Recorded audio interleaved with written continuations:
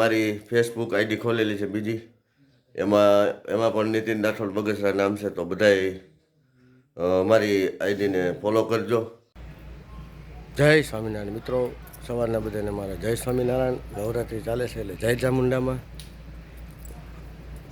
મિત્રો બીજું જણાવવાનું એ કે આપણે સૌરાષ્ટ્રની અંદર ખૂબ સરસ બધા માતાજીના મંદિરો છે અને આ નવરાત્રિની અંદર આ બધા મંદિરોની અંદર ખૂબ અત્યારે ભીડ છે અને માતાજીના બધાય રંગે ચંગે બધા દર્શન કરે છે, માતાજીની ભક્તિ કરે છે અને સરસ મજાનું ભગવાન માતાજીના બધા જે મંદિરો છે એ બધા ભક્તો દર્શન કરવા જાય છે.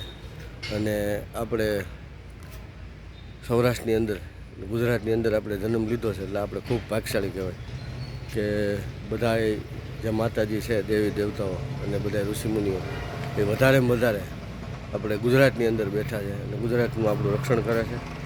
અને ગુજરાત માટે આપણે ગૌરવ લેવાય કે એવા જેવી વાત છે કે આપણે ગુજરાતમાં જન્મ લીધો એટલે કે આપણે દેવભૂમિમાં આપણે જન્મ લીધો બધાએ.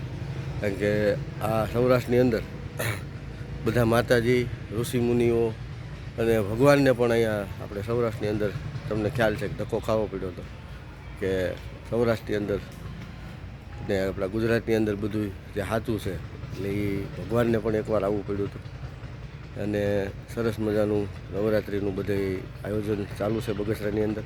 તો આજે આ મારા વ્લોગની અંદર બગસરાની રાસ ગરબી બધી તમને બતાવે, વ્લોગમાં બન્યા રહેજો. મિત્રો આજ મેં કીધું હતું કે મારા વ્લોગની અંદર આ બગસરાના બધા રાસ ગરબા તમને આજે બતાવીશ, પણ વરસાદ પડી ગયો એટલે રાત્રે રાસ ગરબા બધે બંધ હતા એટલે પણ બધા એવા નહોતા. એટલે આવતીકાલે રાસ ગરબા બતાવીશ.